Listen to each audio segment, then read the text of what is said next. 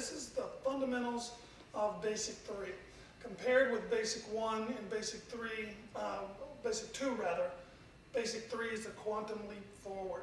With Basic 1 and 2, you have only the front stance, and you have only the down block and the high block. With Basic 3, we introduce a new block as well as 2 new stances. First, let's address the stances. We have for the first time a sideways facing stance called the back stance.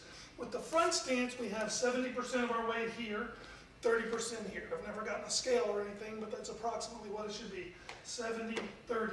Also, the toes are straight forward because the feet are apart.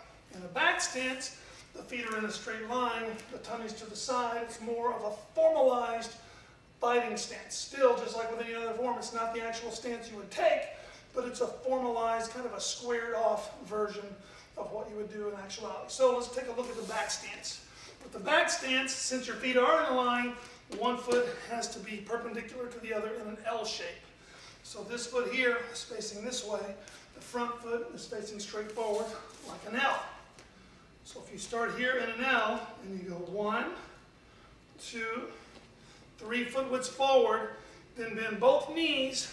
This is closer to the middle, about 60% of the weight on the back leg, about 40% of the weight here. Tummy is straight to the side. Back stance. So the back stance this way, your spine should actually shift.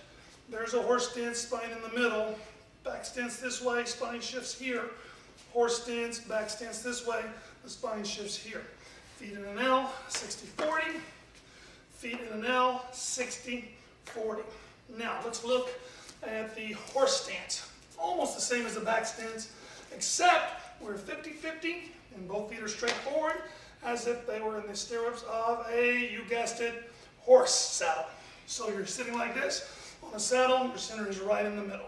In this particular form, we're punching to the side of the horse stance like so.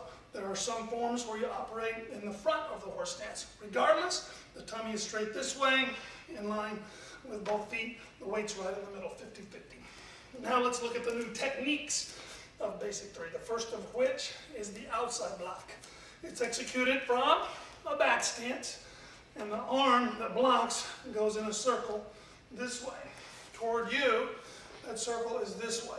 So if I've got a punch or an attack coming here, rather than trying to stop the attack, I'm hitting the attack from the side. It's a very common mistake to bring the block this way, which would of course do nothing except for back fist whatever's attacking me. So we want to put the blocking hand underneath and come around the outside of this arm so that we make the maximum size circle. The blocking hand underneath this arm around the outside so we get a maximum circle. So then I block this way, underneath, around the outside. I block this way, underneath, and around the outside. In either case, the hand in the back should be such that the elbow is hidden by the fist. It's very common to see this, a lazy back hand. This is wrong. Instead of here, it should be here. Elbow hidden behind the fist, back here. Elbow hidden behind the fist. What you should feel is your back muscles crunched, your chest muscles stretched. Outside block. Finally, there's the horse stance punch. This is really cool because you're committing your weight completely forward. So as you come forward, you should think like a snake. You move the entire coil forward, and at the last minute, you let everything untwist and punch.